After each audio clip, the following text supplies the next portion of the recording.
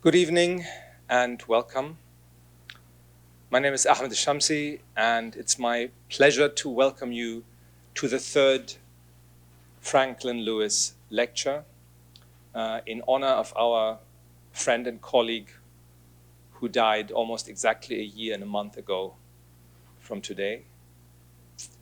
This is the third lecture in this series, and I would like to just begin by thanking those that have made this series possible. First and foremost, Pune Shabani Jadidi, whose idea and effort this has been from very early onwards when she learned about Frank's illness. Thibaut Dubert, who has been together with her choosing some of the most significant scholars in the field and invited them and convinced them to come to us if such convincing was needed. Of course, our anonymous donor who has made this possible, and our wonderful staff, Salma and Sarah, and the camera team who are recording and transmitting all of this as we speak. So let me hand over to Pune to introduce today's speaker.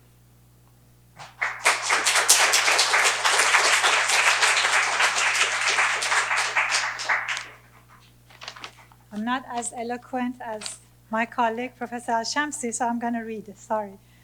So thank you so much. I would like to welcome everybody here, especially my students, and of course everybody else, to the third lecture in Franklin Lewis lecture series.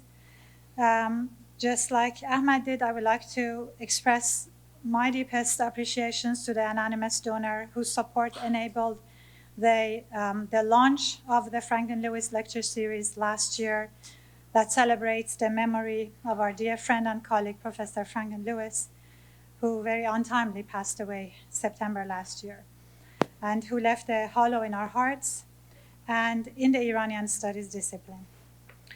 I would also like to thank my co-conspirators, Thibaut and Ahmed, and the administrative team, Salma and Sarah, for making this event possible today. Last year, we had the pleasure of having two top scholars of the Persian literature, Professor Paul Lozensky, who talked about his translation of Sa'ib Tabrizi, and Professor Dick Davis, who presented on Nizami Ganjavi's Khusraw Shirin and his translation of it. This year, we have the honor of having Professor Sunil Sharma, who will speak to us about another important figure in the canon of classical Persian literature, namely Amir Khusraw Dehlavi, who, according to the abstract of Sunil, was the first Persian poet to compose masnavis in response to the ones by his predecessor, Nizami Ganjavi. So it's a very nice glide from Professor Davis's to Professor Sharma's talk. Professor Sunil Sharma received his PhD from the Department of Near Eastern Languages and Civilizations here at the University of Chicago in 1999, 4 years after Frank graduated from the same department. And he is now professor of Persianate and Comparative Literature at Boston University's Department of World Languages and Literatures and the director of the Global Medieval Studies program. He is the author of several books on various aspects of medieval and early modern Persianate literary cultures and has translated several writing from Persian and Urdu into English. His areas of research are poetry and court cultures, history of the book, and travel writing. To date, he has published 5 monographs, edited 5 volumes, and written numerous book chapters and journal articles. Time will not allow me to tell you about all of his publications, but some of the representative ones are Mughal Arcadia, Persian Poetry in an Indian Court, Harvard University Press, 2017. In the Bazaar of Love with Paul Lozensky, Global Penguin 2013, that includes his translations from Persian and Hindavi poetry of Amir Khusraw, as well as 3 Centuries of Travel Writing by Muslim Women, Indiana University Press 2022, that features travel accounts by Iranian and Indian women. Today, the title of his talk is Skill, Sorcery, and Storytelling in the Poetry of Amir Khusraw. Without further ado, I present Professor Suni Sharma to you.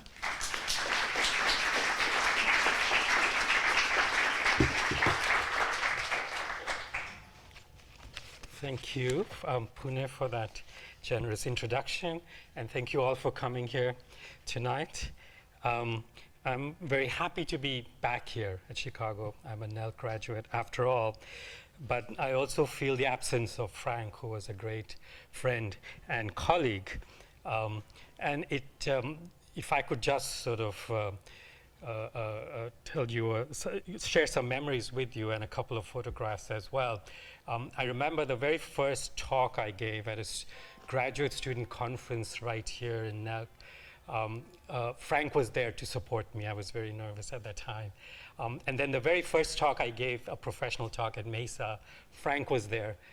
So I always remember him being there, sort of his smiling face, saying, everything will be okay. And I feel his presence, Frank, joy to khali astim, as we say in Persian. Here are a couple of pictures I thought you might enjoy. I looked through, and I only found a couple. There must be others, but I couldn't find any others. But here, many years ago, 24 years ago, we were in Istanbul, and this is when he was researching his Rumi book, and that was, I think, especially significant to be in Konya and Istanbul with Frank at that time. And then here we are on the Bosphorus with, there was a bunch of NELC students. Some of you may know Sarah Yildiz and Judith Pfeiffer. We were all there together. So I thought I would share these with you. They're happy memories of that time. I'm not going to talk about Rumi or Sufi poetry today, as you know, but I still think that in some ways my talk is appropriate because it's a tribute also to Frank and my Ustad, Professor Hishmat Moayed, who was a huge fan of Amir Khusraw's poetry and with whom I first read the Hash Behesh, the work I'm going to be mainly talking about today. In an essay on the Persian romance, the late scholar Christoph Bergel declared that Amir Khusraw's narrative poetry, quote, lacked maturity and spiritual depth of Nizami's. Indeed, the merits of each poet's poetic achievement were debated vigorously and have animated Persianate literary cultures at least since the age of the Timurids in the 15th century. In fact, the romances of the two poets, Nizami's and Amir Khusraw's, were often read and copied together for several centuries, such as, here's an example of a manuscript from this Safavid or Timurid period, or Mughal period, that has Nizami's Masnavi Khamsa in the main columns and Amir Khusraw's Khamsa in the margins. So there are lots of manuscripts like these. Amir Khusraw Dehlavi had the distinction, as Pune said, of being the first poet to compose a quintet, a khamsa, of 5 long poems in the Masnavi form as an act of imitatio in response to his predecessor, Nizami Ganjavi. Writing at two ends of the Persianate world, the Caucasus and the Indian subcontinent, respectively, Nizami's and Amir Khusraw's engagement with their own cultural milieus deeply informed their poetics, ranging from their use of narrative techniques to topoi and motifs that they particularly favored. This is brought about most powerfully in the last poem of their quintets, Nizami's Haft Pekar, the 7 Beauties, and Amir Khusraw's Hash Behesht, or the 8 Paradises, works that embed a number of shorter tales connected by a framed story. Scholars often note that Nizami produced his poems over the course of 3 decades, working painstakingly on each one that was dedicated to different patrons, while Amir Khusraw completed his entire Khamsa in 3 years and dedicated it to one patron, Sultan Alauddin Khalji of Delhi. Amir Khusraw's quintet, however, is not merely an exercise in imitation of Nizami's masterpiece, but rather an attempt to showcase his originality by bringing together different traditions of storytelling. Although the stories in both works include themes of travel and mystery, the tropes of magic and wonder seem to have played a greater or perhaps different role in the Hasht Behisht. There is a deliberate emphasis on the power of intellectual and artisanal skills in guiding the actions of the protagonists in Amir Khusraw's work. In this presentation, I will not take the usual comparative approach, which is to describe how Amir Khusraw departed from the narratives penned by his predecessor Nizami through transformations in plot and character, although that has its uses as well to see exactly what changes were made by Amir Khusraw. Rather, it is time to consider this Indo-Persian poet as a storyteller in his own right without the burden of the past. In addition to this, I will also consider Amir Khusraw's attempt to reconcile two seemingly antithetical knowledge systems, Islamic and Indic, by blurring the boundaries between fiction and poetic ethnography. Nizami's Haft Peker is arguably the poet's most complex poem with respect to its structure and meaning.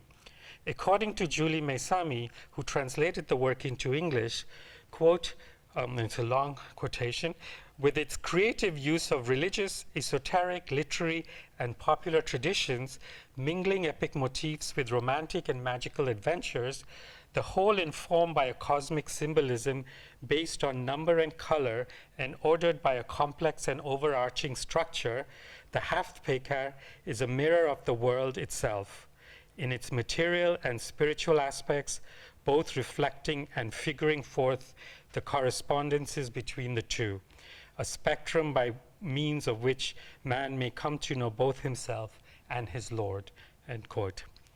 At least the first part of this quotation could also be used to describe Amir Khusraw's Hasht Behisht.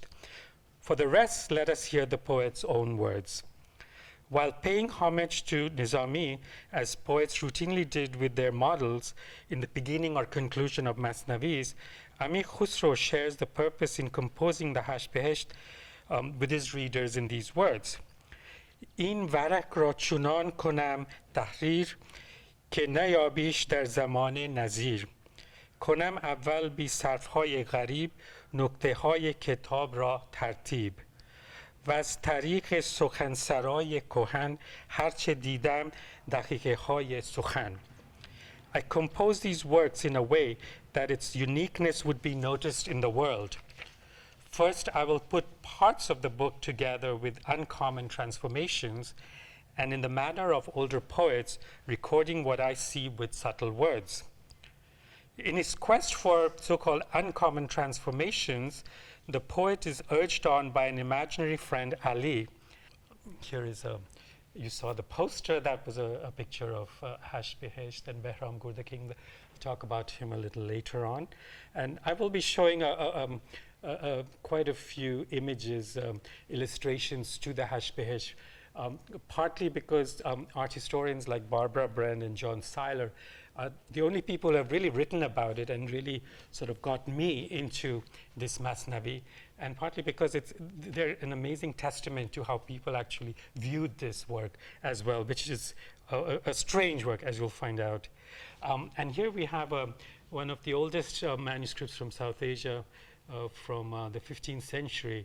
And this is supposed to be seen with this friend Ali visiting Amir Khusraw and urging him to write the Hasht Behisht.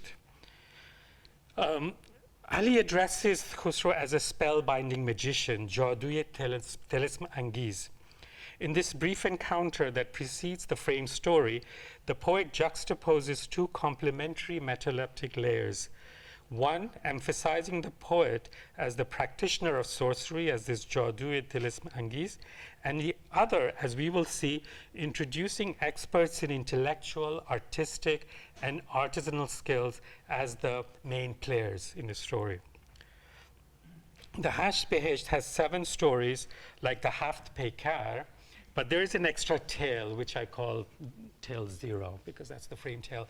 But that's his 8th tale. Nizami didn't count that frame story as one of the 7 stories, which is this frame story is a story of Dilaram, the Chinese maiden, who challenges King Behram Gur's hunting skills and is exiled for offending him.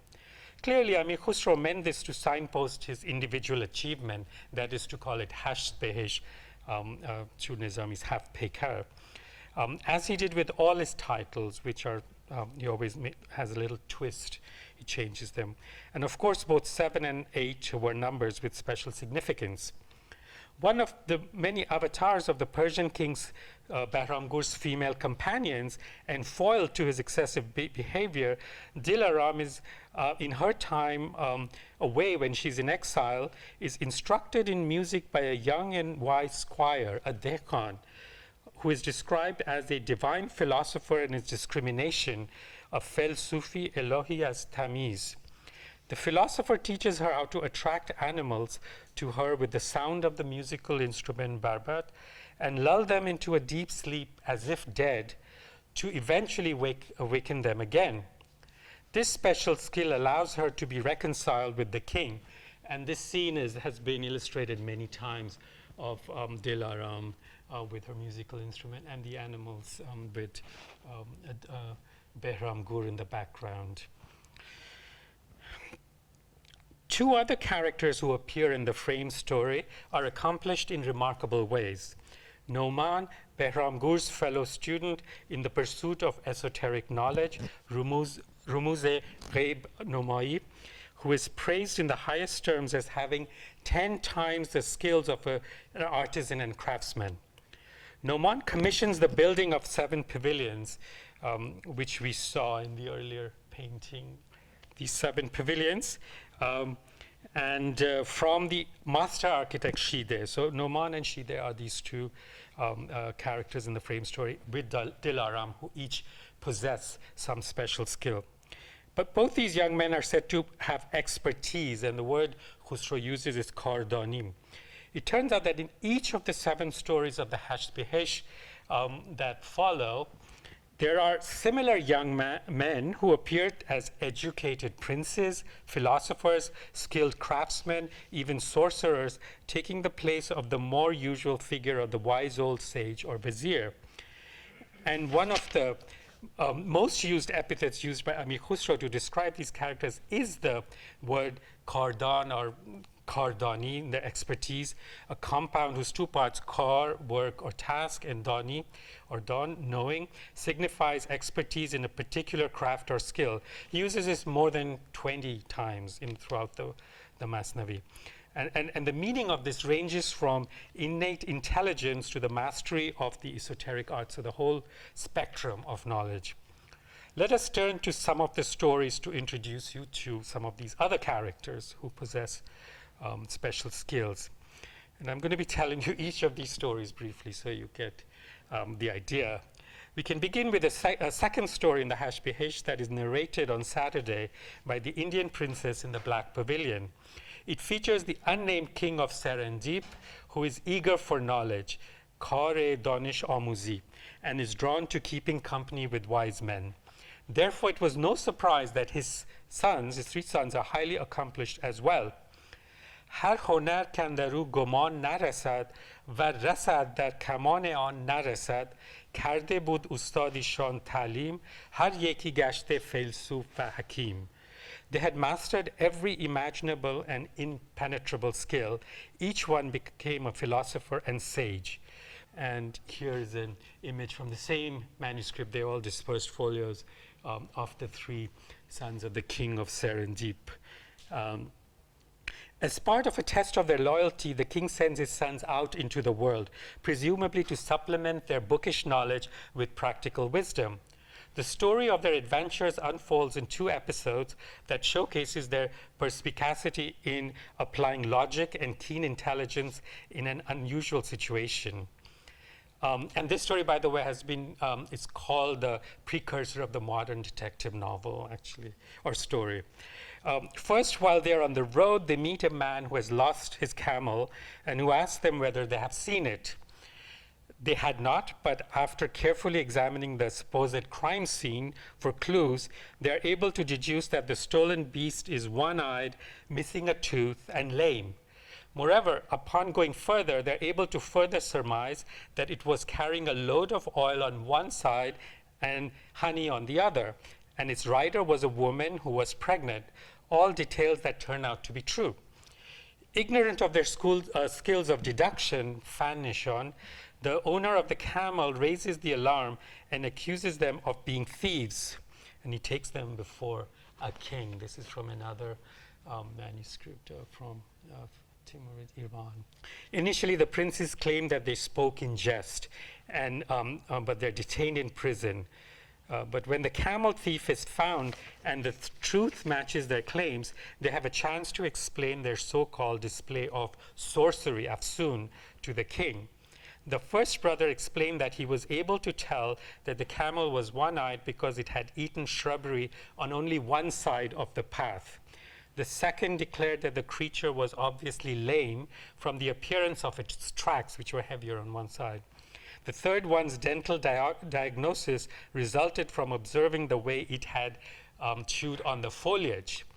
Furthermore, the first prince explained that there was a swarm of flies on one side, which was the one load on one side, and an army of ants on the other with the honey. Hence, he guessed about the loads of oil and honey. The second said that the woman's shoe print and rotting smell of the kneeling camel tipped him off about the gender of the rider, that she was a woman. And the third revealed that it was the woman's handprints next to her shoe prints as she sort of got up from the ground that indicated that she had difficulty getting up and was pregnant. The ingenuity, farasat, of the clever princes is greatly appreciated by the king, who treats them as honored guests and holds a feast for them. This would seem to be the end of the case, but it is not. In the second part of this story, a royal banquet provides the 3 princes the opportunity to further display their powers and uncover some skeletons in the royal closet, but this time not by their detective skills, but thanks to their own super sensitivity to certain things. The brothers pronounce that the wine served at the feast to be tainted with human blood, the cooked lamb to be impure, and most shockingly accuse the king of being of common stock. These assertions all are proven to be true when it is discovered that the vineyard that supplied the grapes for the wine was located in a cemetery. The lamb was an orphan creature brought up by a female dog, and the king's biological father was actually the royal cook. Upon the king's inquiry into their amazing powers, it turns out that their special skills actually are a combination of sensorial and affective sensitivities to drink, food, and good manners. The wine had made one prince sorrowful, the lamb was distasteful to the second, and the king, who displayed gluttony, had not struck the third prince as having royal qualities. The king, who suffers embarrassment, is nevertheless impressed and is happy to send them on their way with rewards, and the 3 princes return home having seen the world and, more importantly, having learned to apply acquired knowledge to practical problems. In the bipartite structure of the story, logic and detective work do not suffice to distinguish the princes as intelligent. Rather, these virtues are complemented by their refined natures that distinguish them as worthy individuals. Incidentally, this tale of the king of Serendip, as some of you may know, and his 3 sons entered the domain of world literature early on via Cristoforo Armenian of Tabriz's Italian work called Peregrinaggio di Tre Giovanni, etc., which was published in Venice in 1557. It's a very interesting work. Its source is somehow Amir Khusraw's Masnavi, not directly, but what happens is the second tale, which the 3 princes, is the frame tale, and then the other tales are embedded within that. So all the tales are there, but in a different order. In the next story, the third in the sequence, I'm going out of order. I'm trying to sort of build an argument about the skills here. That is narrated on Sunday by the Princess of Nimruz in the Saffron Pavilion. The emphasis shifts to practical skills and street smarts that allow Hassan, an expert, he's called Honarmand, goldsmith of Khorasan, to escape incarceration. Again, the story unfolds in two parts. Hassan makes a brass elephant or a golden elephant on wheels as a model. And here we have from a Mughal painting and a picture of an image of Hassan and his elephant, model elephant. And then is commissioned by a king who's astonished by his prodigious achievement to make one like it with 100 mans of gold. When the golden elephant is ready, a rival goldsmith suspects that Hassan underutilized the gold and stole some of it. This could only be confirmed by weighing the elephant, but how to do it? The rival goldsmith persuades his wife to ferret out the secret from Hassan's gullible wife, who in turn sweet-talks her husband into revealing it. Apparently, this could be done by placing the elephant in a boat and marking the level of the water when it sank, then taking the elephant out, replacing it with stones until it reached the same level. And then the stones could be weighed easily. Hassan's ill-wisher exposes him to the king, who discovers that the elephant only weighs 900 mans, which leads to the goldsmith being imprisoned in a tower. In the second part of the story, while he's in the tower, Hassan uses his fiendish mind to devise a way to escape.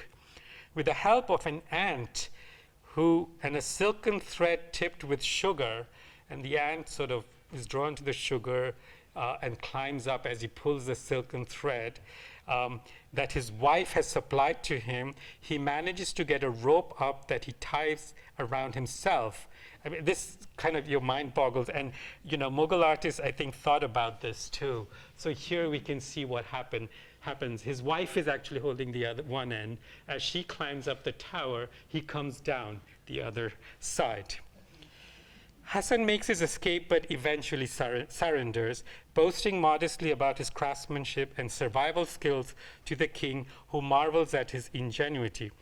It turns out that he is not only a secret alchemist, Tachu binande zargaram danad, kimia kariyam nehan manad. Furthermore, he had devised the elephant to test the less skilled craftsman with his intelligence. And he says, Bud maqsood man be aql o dalil, آزمون کسان به ساختن پیل. Amir Khusraw employs a dizzying range of terms to describe the skills that Hassan possesses throughout the story. And I sometimes think he's his favorite character because he calls him Bulaja Pishe. I'm not going to translate all of these, there's so many. Honarmand, Kardan, Zirak, and he uses Danai, Danish, Fan, Hikmat, Kherad, Sanat, Farhang. All speak to his skills and cleverness, but also tilism and neirangi that indicate his knowledge of sorcery. In the end, we see that Hassan possesses far more sophisticated and deeper knowledge than merely the mastery of a craft or street smarts to survive difficult situations.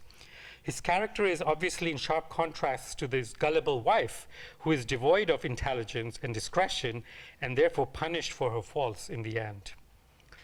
A similar display of practical skills and youthful ingenuity, but without the underlying complexity of plot, is showcased in the fifth story told on Tuesday by the Tatar princess in the pomegranate-colored pavilion. This is your basic fairy tale romance starring a young prince of Multan and his 4 friends who are described as skillful, honer shinas, and wise or cultured ba farhang. In their travels to Kamrup, an area of in eastern India, that a land of enchantment and magic in folklore, they come across a garden with statues of beautiful women, the most striking of whom is one of Princess Kamrani, who is kept in a castle by a king. The prince falls in love with her image and manages to court her by enlisting the help of an old woman who is a flower seller and acts as a go-between. with the help of his 4 skillful friends, whose professions are merchant, gardener, tunnel digger, and carpenter. So that's important because they all use their skills to get the princess out of the tower under the king's nose and spirit her away. And this was a favorite scene of artists. There are many, many depictions of this scene from illustrated manuscript of the Hashbehesh. This was a Timurid one. It was particularly nice, I thought. In this story, the young prince is a dashing hero lover, and he possesses charm, virtue, and intelligence, but that are complemented by the skills of his friends. 2 stories in the Hashbehesh transport readers into the world of magic and the paranormal. One of them is the 4th tale narrated by the Slavonic princess on Monday in the Green Pavilion. The story opens with a king of Hindustan who is described as an extremely gracious host to strangers, eager to learn about the wonders of the world from each guest.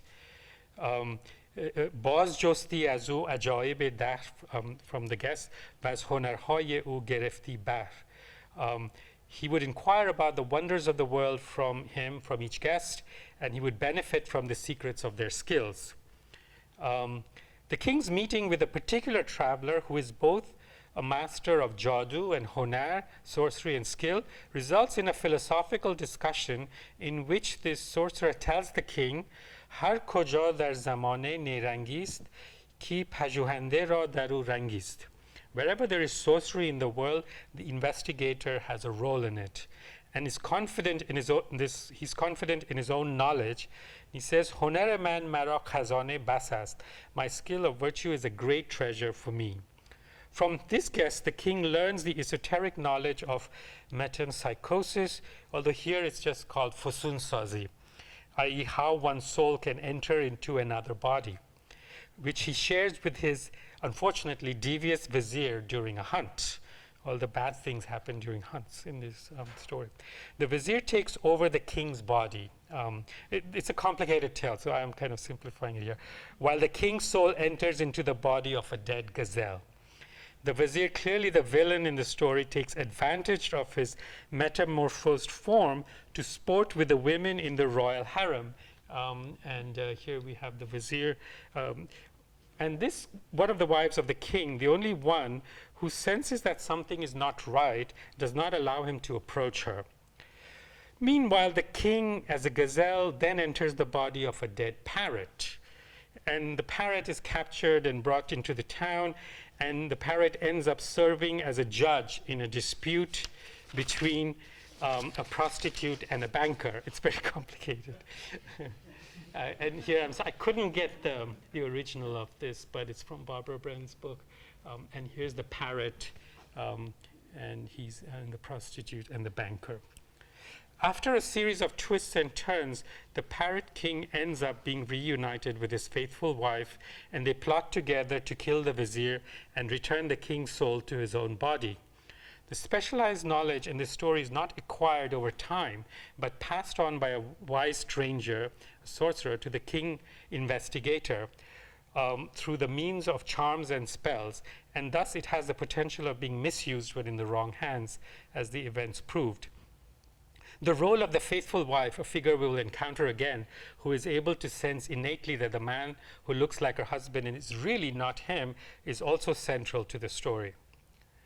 In the 7th story, told by the Arabian princess on Thursday in the Sandalwood Pavilion, the youthful and intelligent Hushmand Prince Ram, son of the king of Yemen, is exiled because he catches his stepmother with her lover and is in turn accused by her of sexually molesting her.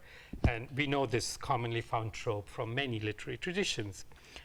In the course of his wanderings, Ram falls into the company of 3 skilled men who are described as Mohandis, Ganj Khane Honari, and Kardan, mathematicians, treasury of skills, and experts.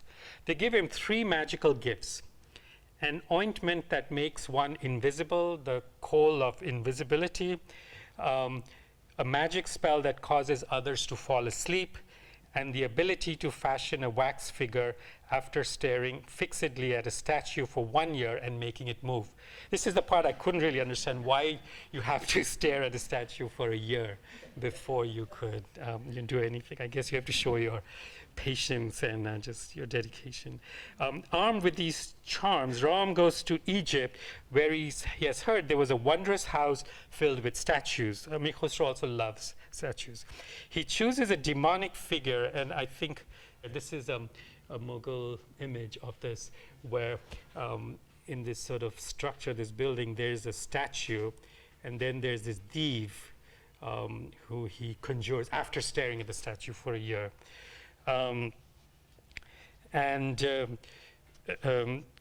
He chooses a demonic figure, Ahrimani, as he gazes upon him to come alive. With the demon's help, Ram returns to his father's kingdom, and applying the code of invisibility, he engages in a series of entertaining episodes. He has the demon beat up the evil vizier. So the demon goes around causing havoc in the palace. And then Ram, disguised as an old woman, as a woman, he is here, manages to have himself put in charge of the harem, so he can get access to the royal palace. He continues the spate of mischievous actions and wreaks havoc in the harem, then starts a romantic dalliance with the vizier's daughter, putting the vizier's men to sleep using his second magical gift. Until in the last dramatic scene, he puts the entire court to sleep and has the demon or the thief bring the bed in which the vizier and the queen are sleeping before the king. And this is also very reminiscent of stories in the 1001 Nights. The truth of the entire series of adventures and misadventures is finally revealed, and father and son are reconciled. As with all the other stories, there's a happy ending here where the wicked and undeserving are duly punished and the virtuous and good people are rewarded. In this story, too, it is esoteric knowledge and sorcery that allow a prince to survive many harrowing situations. The plots of two of the remaining stories do not rely as much on the mental capabilities or skills of the narrators, but rather on the eerie distinction between reality and sort of illusion or deceit, and the triumph of virtue, especially from the clutches of women's wiles. The sixth story, told by the Rumi princess on Wednesday in the Violet Pavilion, features a young man, the son of a merchant, who is described as Zirak, Kordon, as you would expect, and Ba Tamiz. In addition, he's eager to learn about the wonders of the world, Dar Ajabhay Alam Havasi. Hearing about a place in the land of the Franks where half the population is mute and wears violet-colored clothes, he feels compelled to go there. And I said I wouldn't do that, but I can't resist saying this is the closest to Nizami's story, the first one of Nizami's story in the Half-Peka. After a year of travel, he arrives at a mysterious building of many domes, Simya Khane-e Ajab, or he calls it also Tilismabad, near some hot springs that has an enchanted garden populated with magical statues. The merchant's son is alone until nightfall, at which time several beautiful women appear. They are Paris, Fays, and he's discovered by them and joins them in a feast until daybreak, when they disappear. He doesn't suspect that they're not human, and this happens for a week, until at last he finds himself alone in a desert, exiled from the garden. He goes on to have another second set of adventures that mirror the first, wandering around until he encounters an old woman and her beautiful daughter. Naturally, he falls in love with a younger woman, and they get married, but the bride is not willing to consummate the marriage in her mother's house. Therefore, he goes off to find a place of their own. He's kicked by a donkey and suffers a concussion, but when he recovers, once again he finds he's alone in the wilderness. And he encounters an old man who tells him that what he experienced was all enchantment by demons, Simya Divan. He lives with the old man until he's carried off by a giant bird, from whom he eventually escapes. In the third misadventure, he reaches a city where, upon entering the palace gates, he is proclaimed king. Somewhat wiser from his experiences, he wonders what all this sorcery is, and he calls it Neirang ba Simya Kari. As part of his privilege, he sleeps with each of the old king's wives, and when it's the turn of the seventh one, about whom he has been warned, but he does not heed the warnings, he loses consciousness once again and finds himself alone, back where he started, at the door of the gate, where he first began his adventures. And that was his adventure with the enchanted world. The key word in this last story is obviously Simya or Simya Gauri, that does not appear in the other stories. Ali Reza Dostar, in his book, The Iranian Metaphysicals, Explorations in Science, Islam and Uncanny, explains that Simya is the science of illusions, ilm-e-khiyalat, and one of the 5 categories of occult science as listed in Hussein Voice Kashafi's popular occult manual, Asrar-e-Qasemi. Apparently, through the use of talismans and other paraphernalia, quote, a master of Simya can change his appearance, make himself invisible, appear to be engulfed in flames, or seem to levitate, fly, or walk on water. Clearly, Amir Khusraw is working with this definition of sorcery in the use of various motifs in the story narrated by the Rumi princess. The 8th and last story, told on Friday by the Khwarezmian princess in the White Pavilion, also features a young king who has trouble with discerning falsehood from the truth. He happens to be a misogynist because he had read that women were unfaithful and wily by nature. He finally does marry, takes 4 wives, but faces a dilemma. How does he know which of his 4 wives is faithful? 3 of them make a show of being loving, and the 4th one is quiet. His journey to the truth is aided by a philosopher, a Felsuf of Khotan, who can make wondrous mechanical contraptions such as a bird that can fly.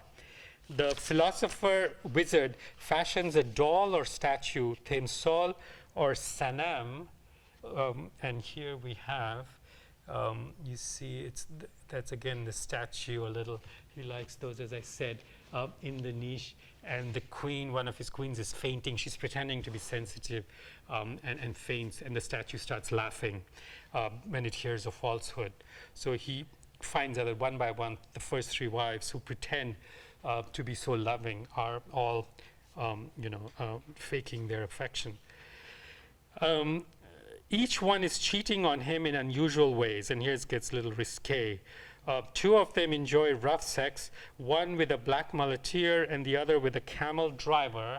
And here we have images of, the third crosses a river using a baked pitcher to stay afloat in order to meet a Hindu lover on the other side. So all 3 are in these illicit relationships.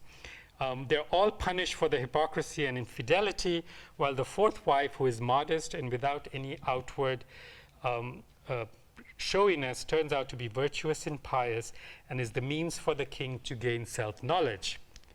The delicate temperaments, albeit feigned, of the first 3 wives bear some similarity to the depiction of the 3 young sons in the story above. The automaton, the laughing statue here, or the doll, is of particular interest in this story. In his book, Medieval Roberts, E.R. Truitt describes how automata, quote, performed a multitude of social and cultural functions: entertainment, instruction, prophecy, proxy, discipline, and surveillance. In addition, the way they were imagined, quote, raised important questions concerning the boundaries between licit and illicit knowledge and between experiential and textual knowledge. Now, several of the motifs and tropes in the Hashbehesh stories could be viewed as ajaib, wonders or marvels, and were well known in Islamic literature through oral and written sources, especially the power of music, metempsychosis, the call of invisibility, hypnosis, controlling a demon, and automata can be found in a range of encyclopedic and narrative works. For Amir Khusraw, acquired knowledge and intelligence complement paranormal phenomena as sorcery. They're not pitched against each other. reading this against the writings of some classical authors on Islamic law, such as the view espoused by a medieval Hanafi scholar of Baghdad, Abu Bakr al-Jassas, as discussed by Travis Zadeh, Al-Jassas says, belief in magic is on a par with ignorance. Thus, for instance, Al-Jassas argues that the masses foolishly believe that, quote, a person can be transformed into an ass or a dog, and that if they wish, they can return to their original form, and that people can mount ostrich eggs, brooms, or jars, and fly in the air, passing from Iraq to India or to whatever region they wish, and then return all in one night. In works such as Buzurg ibn Shahriyar's Ajaib al-Hind, these Arabic works, and Qazvini's Ajaib al-Makhlukat wa Gharaib al-Mawjudat, wonders and strange phenomena were particularly connected with India and the Indian Ocean world. In addition to the catalogue of strange land and sea creatures, accounts of catching birds by magic and exotic customs of non-Muslims were meant to thrill audiences. For instance, it would seem that Amir Khusraw was working straight from this description in the Ajaib al-Makhlukat when he told in the story of the Arabian princess, told by the Arabian princess, Ram conjures up a demon after staring at a statue for a year.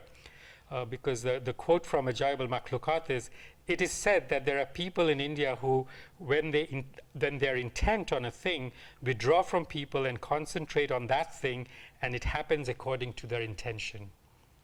In her article on the subject, Syrinx von Hees cautions that Ajaib did not refer to the supernatural or magical, rather to something that was real. Therefore, did our poet, Amir Khusraw, believe that all aspects of magic and sorcery are real phenomena? For the answer to that, we have to leave the world of stories briefly.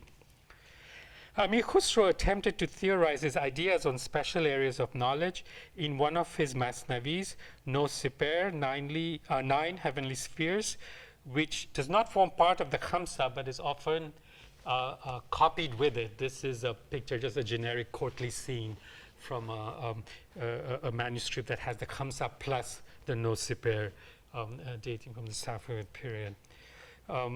So the No Siper was finished in 1318 at the end of a long career, almost 2 decades after the Hashbihesh, and it was a poetic text unlike any other from the time period. Part panegyric to his patron, Sultan Mubarak Shah Khalji, with a description of his courtly pursuits. In the much-studied third sphere, the poet celebrates the climate, flora, and fauna and diversity of the Indian subcontinent using topoi such as fazoil, excellent qualities of a place, and is a sort of poetic ethnography. In this section, he praises the learning of the Brahmins and provides a catalogue of their magic powers. He calls it Sero Fusuni, mentioning their ability to revive the dead from snake bites by using charms, ruhiye, bringing back a corpse to life so that it can predict the future, extending the age of humans by yoga, using a person's breath for prognostication, metempsychosis, shape-shifting, drawing out the blood from a person's body and refilling it, mind control, flying in the air like birds, remaining submerged underwater or floating while sitting cross-legged on it, controlling clouds, using a special coal to make themselves invisible.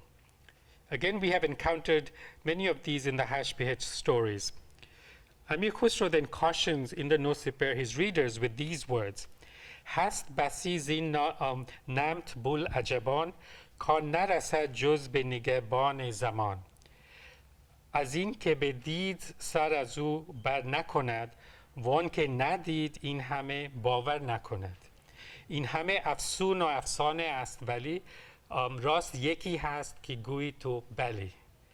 There are many such wonders that can only be experienced by seeing them. He who saw them does not dismiss them, and he who hasn't seen them doesn't believe. All this is sorcery and stories, but there is one truth which you can agree on. And this is, he goes on to say, the most admirable quality is the readiness of Hindu men to sacrifice their lives by the sword for their faith, and for the women by fire for their husbands. He says, Hast ajab mordan Hindu be wafa, mordanesh asti roze atesh be jafa. زن به پای مرد بسوزد به هوس مرد ز بحر بت و یا منیم و بس. Lest he be implicated in condoning illicit knowledge, he continues with these words. He says, although this is not licit in Islam, look what a great act it is, this giving up your life. Garche dar Islam rava nist chonin, lik chu bas kar bozorg ast bebin. The poet conveniently ends his short discourse with a panegyric to his patron, who is worthy of sacrificing oneself for. It is clear, and by way of my conclusion, I'll go to sort of a more general level, that the provenance of particular motifs, character types, and topoi found in the Hash Behesht, or for that matter, Nizami's Haf Pekar, lies on the one hand in a range of oral and written traditions of the many literary cultures of the Islamo-Persianate and Indic cultural spheres, while on the other hand, there are obvious counterparts in European or even other literary traditions, thus complicating any comparative study on the circulation of stories. In the hands of an individual poet, the basic elements of a story could be preserved while providing a completely new setting and context. Frank's masterful and engaging article, One Chaste Muslim Maiden and a Persian in a Pear Tree, I used to love his titles. Earlier Islamicate analogues for two tales of Chaucer, and he had another version of it, A Persian in a Pear Tree, Middle Eastern analogues for Piro Pirhes, is a perfect example of how to do transnational comparative literary work. In this article, he explains the problems with such research.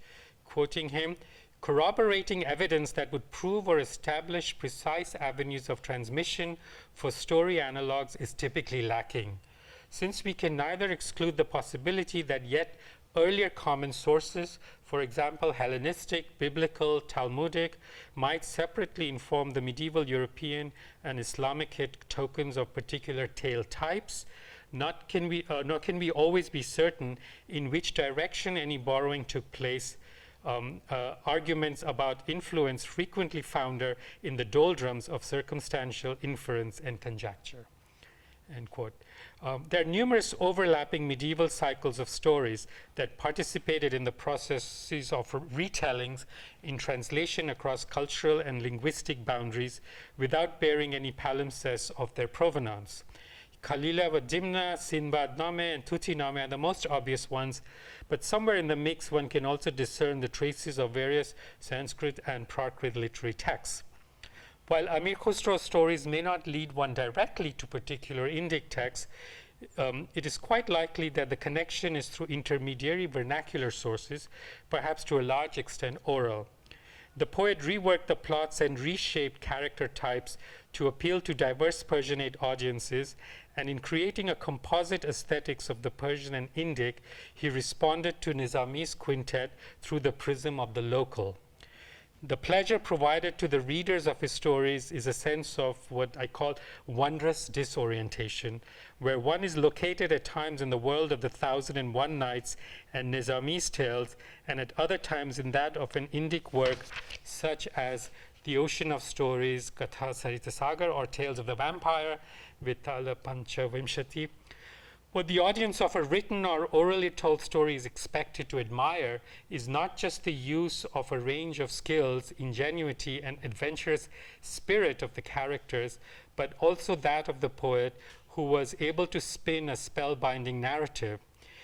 In this sense, Amir Khusraw proved himself to be a true magician, a jaduye telism angiz, as his friend Ali recognized in the beginning of the Hash Behesht. Thank you.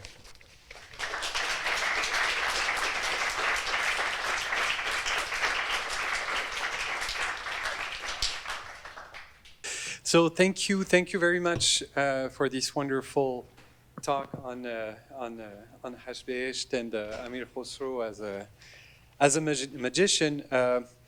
So to open the Q&A, I would just invite you to perhaps elaborate, continue what you, on what you said in your conclusion precisely, because it's true that again, thinking back at the first time I I read Hashbehisht and read also your translation of one of the stories that is there. Two of the stories from Hashbehisht. It's true that what's really striking, and when we come from Nizami, is the playfulness, and this fascination for all those technical and very concrete aspects of the tricks that are being played, and so at first, of course, we're caught by Amir Khusraw, the storyteller, and again a very playful mind, almost at times, and I guess that's why what led Bruegel to say that oh yeah, is immature. I mean, it's very nice, all those things, but when we compare it to the depths and the spirituality of Nizami, Amir Khosrow seems a little light. But precisely when we take a step back and we think also about, I mean, there are two things that I have in mind. One is how, and that's a topic that I find very interesting in general, how Amir Khosrow is conscious about the cliches about India that circulate in the Islamic world. And on the one hand, he recycles them and he gives people probably thinking about the outside of what they want to hear. What they want to hear about India. India is a place of magic and things like that. But he doesn't stay there. As you say, there's a sense of, we get a sense of the very acute ability to observe with Amir Khosrow. So he's not just gathering things from other texts, from Dastans and from tales from a world that would be a literary world. We see that he's bringing things that it's tempting. We'll never know, but things from his life, from the things that were around him.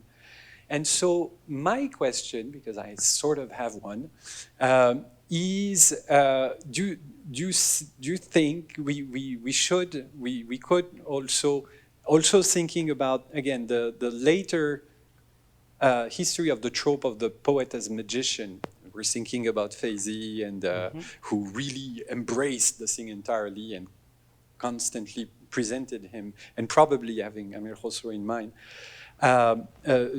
Do you think we can go as far as, rather than seeing didacticism, because it's tempting, say, okay, he's telling us we should learn skills, we should learn various kinds of arts, etc., and we could stop here in a way. But do you see almost, and that's what your conclusion seemed to suggest, a metapoetic statement that is being enacted through the narratives. So it's not only to say in very abstract terms, poetry is wonder, poetry is, but it's to actually show what it is, to look at the world. So at the end of the day, what he does when he writes those stories, in the form in which he writes it, it's not the same thing as him writing in prose those same stories and teaching us things about what it is to be skilled. So I'm sorry, the question may be a little abstract. I'm not sure, again, also what we have to really answer this, but if it inspires any thought or... Yeah. Absolutely. It'll give me a lot of things to think about. Thank you for sharing those thoughts, Thibaut. Yeah, I think, as you said, the metaphor for poet as magician is quite commonplace, later or even earlier at this time, all over the place in many literary traditions, obviously. But I think what he does here is the way he structures the Masnavi is that at every level, at the tale, what I call the first frame tale, really his encounter with his friend Ali, where he's called the magician, and the real frame tale with Dilaram, Noman, and Shide, and then all these other people in these stories that, he's sort of constructing this with a spectrum and he's part of that, but he's in the outer shell, so he controls. He doesn't consider himself, I think, as the creator of this. Well, he's a participant. And that's why I think the remarks that it's about his life, that's very relevant too. That this is really what, he's basically saying later in life, I've seen all these things. You can choose to believe them or not believe, and I think that's, in that kind of poetic ethnography. Earlier in his career, he used them to entertain, and then later on, I think he thought more about it. But I was actually more interested in, as you could tell, the Kardani or Kardan. And I checked Ganju with Nizami, doesn't use it that much. Other poets have not used it, but why is he so, interested in this? But I think, again, for him, it's a flexible term that can encompass any number of things. And so that on the one hand, you have very concrete skills or knowledge, one end of the spectrum, and on the other end is the paranormal, where you can't find rational explanation for that. But they exist. And I think he believes it. It's not just kind of, self-exoticization on his part, because that's always a debate. How much is he doing that? He does it, yes, because we see it's in the Ajaib literature too. But I think there's also kind of a sincerity there as well. Yeah. Thank you for such a wonderful talk. My question really builds on Thibault's and has to do with the relationship between skill on the one hand and then sorcery on the other. So on the one hand, I was thinking of the same kind of imagination of literary prowess as magic, right? And then I think you have the same with painting as well, right? So painters sometimes being described as magicians. And Nizami does that a lot. Right. Yes. And but then on the flip side, it seems to be that sorcery is being described as a skill, right? Yes. And I think there's one way to think about this might be, and I don't know this particular context, but there might be a connection to, on the one hand, a certain internal understanding of certain kinds of occult practice as science, right? So ulum khafiya, ulum ghariba, right? That kind of thing. And especially there's now increased literature on, especially the Timurid period and onwards, and the notion that there's a mathematicalization of the occult sciences, and an attempt to place them also in relation to other sciences and also in relation to philosophy, right? So there's that line, but then I wonder if there's a third term between skill and sorcery, which might be knowledge of the hidden, right? So, and I'm thinking there of khawas, like ulum khawas, in terms of knowledge of of unseen properties of things, right? So, in some of the occult sciences, like you see, for instance, in Va'iz Kashifi's text, which I quoted, there's a reference, for instance, to playing tricks with mercury, using mercury, right? And it wasn't the way that he's deploying it. It's not that these are known in the sort of the Aristotelian sense, that you know precisely what the essence of mercury is, and therefore you can sort of judge what the cause and the effect exactly is, but that there's something hidden, and that hidden dimension is known to particular people. Right? So I wonder if there's anything like this going on, where sorcery is not so much paranormal in the sense that it can't be explained, but it deals with the hidden, and then certain skills are similarly dealing with hidden knowledge, and then the people who manipulate these things are both masters of hidden knowledge in a sense, right? Which also makes them elites, elect, in one way or another. And I think there's just one last point. In some descriptions of the occult, including Va'iz Kashifi's, what's really interesting is there's not a strong distinction between trickery and sort of very explicit trickery, which is deception, right? Between deception and what we might today call supernatural magic, right? And I think what seems to connect them is some kind of emphasis on skill and mastery, right? Like legerdemain, in the sense of the power of the hands to do things, the special skill of the hands to do things rapidly, such that not everybody can accomplish. Right, thank you for that. Yeah, I suspect you're absolutely right. And because we're dealing with a poetic text, the terms are not that precise as you would in Kashifi's. And thank you, by the way, for Simia, Gary, because I kept in that one story seeing that word, which I had never encountered. I may not have paid attention to it years ago, and I thought, should it be Kimia, Gary? And then, your book showed up. But but what I think, so what's happening with these texts, that some of the terms he uses, like Romuz Nomai, is probably what you're referring to, that kind of esoteric knowledge. But depending on the sort of the meter and what he wants to use, he'll use things very loosely, or cordoni for almost everything. But absolutely, it includes it's not just the kind of paranormal, but it's that esoteric. And what you were saying earlier in your first parts of your remarks, I was struck by the fact that yes, it's just as the princes are taught by, or others are taught by a philosopher, Dilaram is taught by a philosopher, the three princes taught by, even the esoteric knowledge is given by a stranger. It's taught, maybe in a very brief, it's not years of studying, but it is imparted in that way to a king, and especially kings who are hospitable, or or they're curious, and they learn about these things. In two of the stories, we see that one is when Rom is traveling, and these three guys show him these tricks. It's because he's impressed them with this virtue. That so yes, absolutely. It's you don't just acquire. It's learned. It's also someone like, I think, Hassan, who's just he has sort of street smarts. He's learned to survive, and I think Amir Khusraw admires that as much as what he admires, the other kind of the bigger and more amazing kind of things as well. But maybe it's not right to think of it as a spectrum then. I'm not trying to construct what I was just, to me it just seemed like it seemed to encompass such a wide sort of, variety of knowledge and skills that I didn't know how to explain it in any other way. Thank you. Yeah. Thank you very much. You've taken us on quite a journey.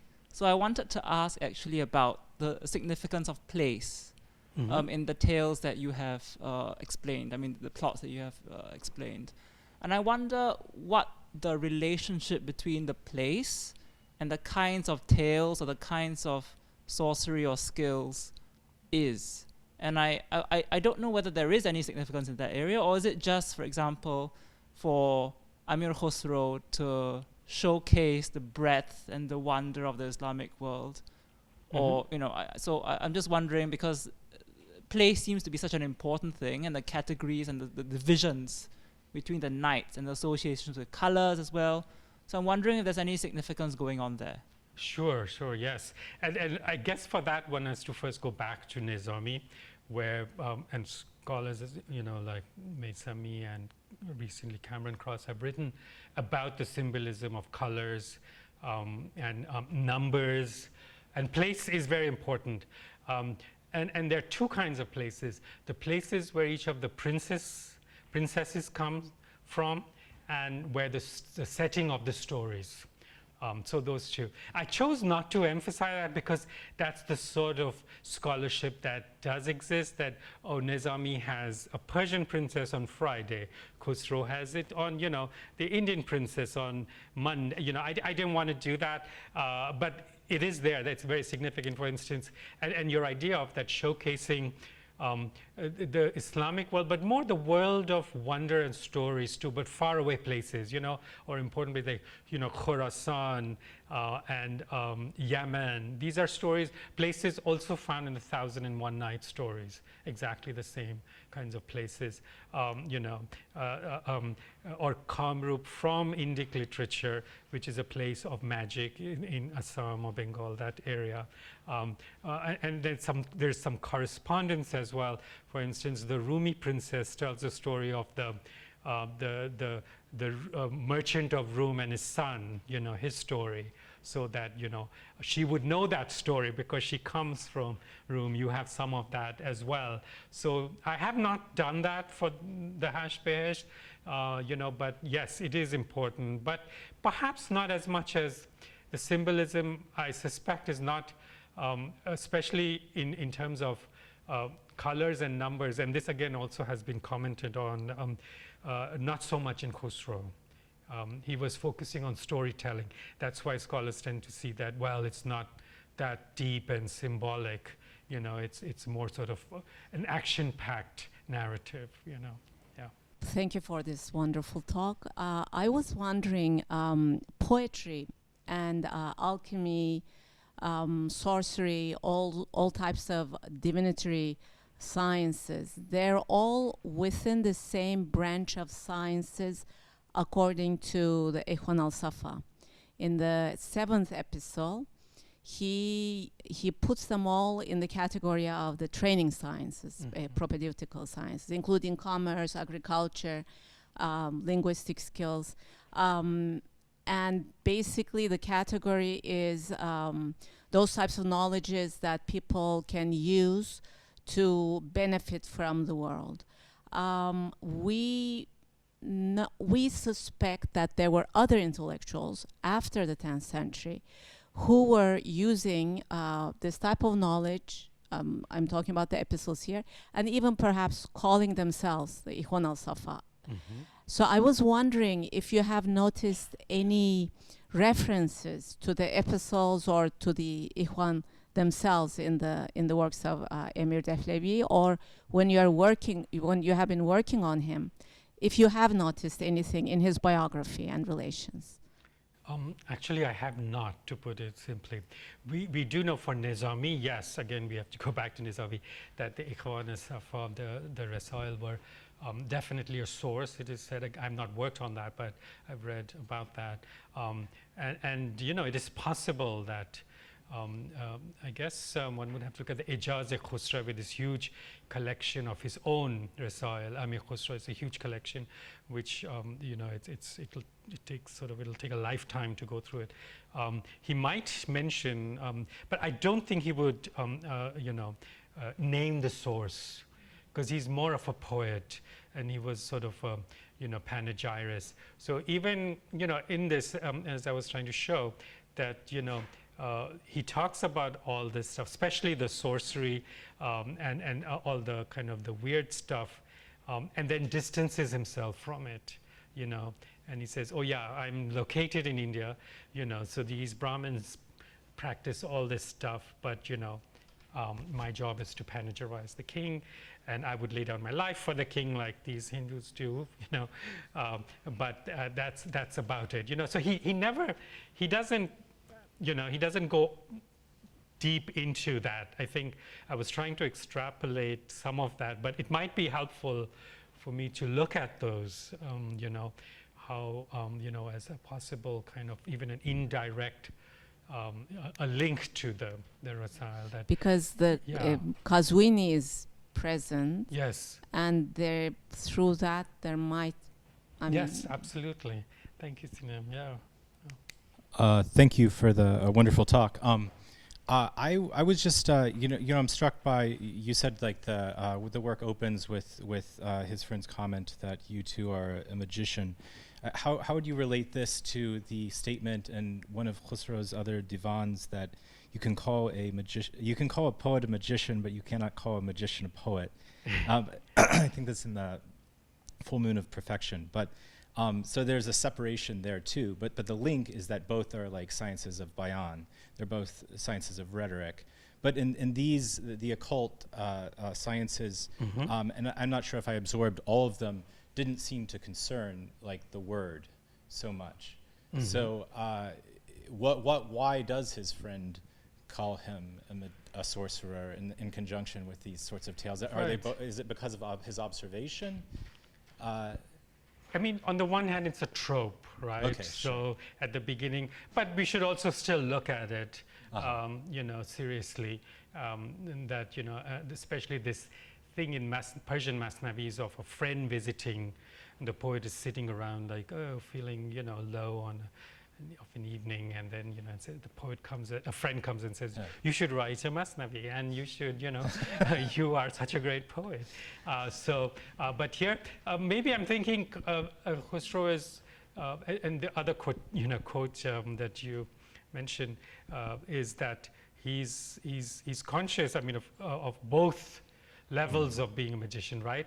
Because in this work, he's going to deal with actual magicians, so that he's a magician as a metaphor for a poet, but he's not a real magician. Again, as I said, right, he distances himself from that type of activity, but he's, in that sense, the metaphoric use of the term is, and because, as I said, it's in the outermost the shell of the work, it is superior for him in meaning, if this other stuff might exist, but what he does, because he can panegyrize the king. He always says that, that in another part in the Nusseper, he'll say, when he talks about the different languages and the superiority of certain languages over the other. Of course, he praises Arabic as one of the best, and Persian, of course. And he says, yes, but there's also Sanskrit. It's a great language. And he says, if I knew it, I would praise my patron in it. So he always brings it back to that level as well. Yeah. Thank you very much, Professor Sharma, for the wonderful talk. I had two questions, if that's okay. One on the question of place and one on influence. I wonder, in your reading of these poems, just how far you see Amir Khusraw going in his theorization of Hindustan as a political and kind of scientific entity, more than just a kind of realm of marvels and wonders.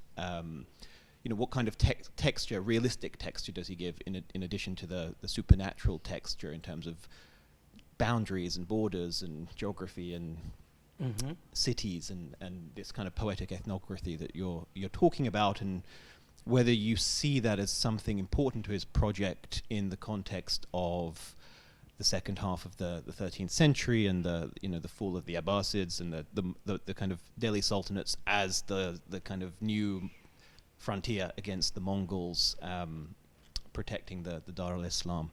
And my second question kind of relates to what you said in your conclusion, about there is a kind of sense that there are oral influences of Indic traditions on the work of Amir Khusraw, and I was wondering if I could just push you a little bit further to ask where you see these influences manifesting themselves on the level of poetics or prosody, or more generally the kind of metaphors or kind of literary language and ideas that are permeating into his work, if there are any sort of more tangible connections you can point to there. Sure. Thank you. Yeah, absolutely. I think your first question is, this is absolutely what's going on with Khusraw, with place and the place of India in the Islamic world in his time. And the one example I can think of right away, the way in which he defined this in his works, in the Masnavis, is that he's the only one to do it among the Masnavi poets, that you have the usual beginning sections, the praise to the Prophet and the Mirat sometimes, and the Sabab Talif. He always has, as the panegyric to Nizamuddin Aulia, the Chishti, right, his peer. And by doing that in each of this, including in the Hashd Behesht, he's really saying something about the cultural climate of the Delhi Sultanate, that it's, you praise the king, but you praise the spiritual kind of ruler of the city as well. And obviously the kings never minded that, because there was often tension between the king and the Sufi in the cities. So that's one way he's doing that. Definitely, I think he starts to do this later in life too, because as we see, the Nusseper is written, it's almost one of his penultimate kind of Masnavi. The last one is a Tughlaq-Name. So that he's I think it is in his earlier works, including in the earlier works of the Khamsa, he's much more under the spell of Nizami, and he wants to kind of, he's conscious of his audience in the larger Persian world, Persianate world, that people will be reading my works in Central Asia and in Persia, so he doesn't depart that much in those Masnavis, Khusraw and Shirin, or his Shirin and Khusraw, and Layli Majnun, into this sort of creating this world that is centered in India, in the east, sort of east of Khorasan, because it's in this work that in the Nusseper that he he does and this is of course an old trope too, but compares the climate of Khorasan and Delhi and says, why is it superior?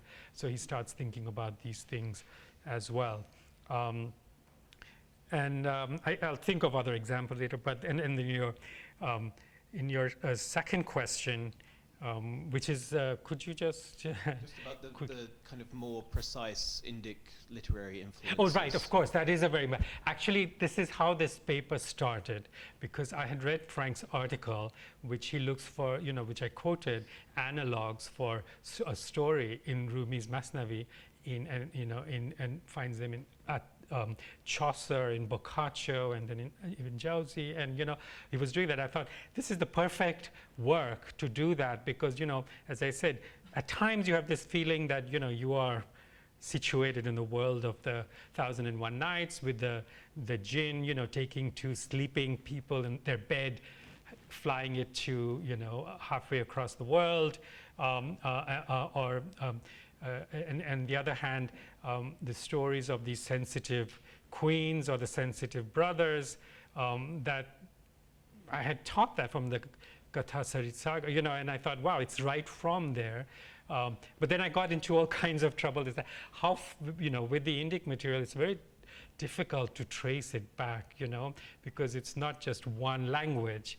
And if he didn't know Sanskrit, how is he accessing these stories? So either they must have been around in an oral format, or that they were sort of, vernacular texts already being produced. And honestly, I'm not very equipped to do that part of the project. Or if this is a paper, then it's something I would need to talk to people in the department of, in Thibault's department of South Asian Studies for help with this kind of material. But again, I would say it's in the area of tropes and mainly tropes, and not even so much as metaphors. Although I would have to think about that. But he manipulates the place so amazingly. That's what's so interesting about him. For instance, the same story about when that the demon, he conjures up this demon after staring at the statue for a year. He doesn't call it a jinn, he calls it a div. And that's something that takes you to the world of the Shahnameh as well, right? So that even though I kept thinking, no, this is a jinn, it's from tales I've read, tales like that. But he always sort of stays within the Persianate realm, I think. So there is Arabic and the Indic somewhere, but it's very Persian. Yeah. Thank you so much, Dr. Sharma, for your excellent talk. I have a question about the experience or the witnessing sorcery. If you have noticed anything in Amir Khusraw Dehlavi's poems or his text, and then I have a follow-up question for you. No, in these stories, the characters do, right? But Khusraw never says that. So even when he says that, people who have not seen it won't believe, people who have seen it believe. But he doesn't say, I have seen it. That's the thing. He doesn't go as far as acknowledging that. Because I think if he says, I've seen this, he has to say that it's real, and, and as I don't know if that was the common view, that this, it was all considered like, evil stuff, but it's he doesn't want to go there. But he, in a way, he mentions kind of it is something that exists, and it is a skill that exists that yes. people can gain this power, right? Absolutely. And then when he kind of confirms that this skill exists and people can gain this power, I want you a little bit elaborate on his time, that how he was not accused of being a sorcerer or supporting this skill in a way or another. Right. And I think precisely, and this goes back to the question of his being a poet, a magician, a poet magician, the Jadue Tilsmangi's, is that what is possible in poetry, or what is possible, what your characters do in the world of fiction, cannot be attributed to you, right? Because he has woven this magic of words where his characters witness sorcery, they learn spells and charms and enter bodies of parrots and gazelles and things. All this happens.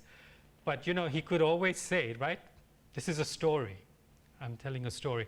And this character did this. I'm not saying I did this or someone else did this. So that, I think, offers him a license as a poet, instead of writing a theoretical, if you were writing a theoretical treatise on knowledge. And so you think that at the time people were not more tolerant during his time, comparing some other mystic poets who were executed because of, having or saying similar kind of Sure, things. but also, he had a close connection to the Sufis too.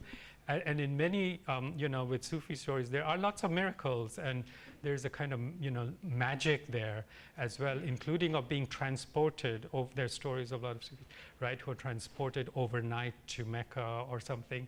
And people believe that, no one said, well, did it happen to you, So I think it kind of, between that world of,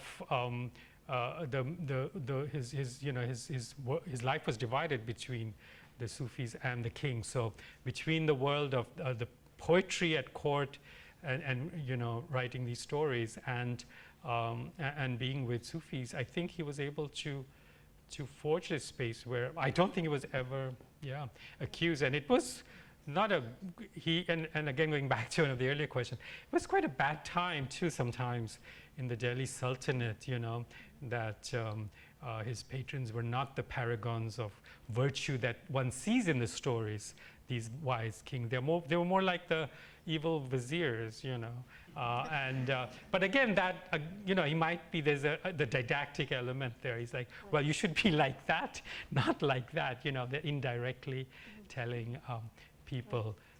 But yeah, in that sense, he's also a magician because he's a slippery character. I've been on and off, working with Khusraw's poetry and for over 20 years now. And as I told you, it was almost 30 years ago I read Khusraw with Professor Moayed here, and he just loved this Hashbehesh Masnavi. I think he was fascinated by the wonders as well, that it's in a world so different from Nizami's and yet similar at the same time too, Yes. So, Thank you. Sure. Please join me in thanking Professor Sharma. Thank you.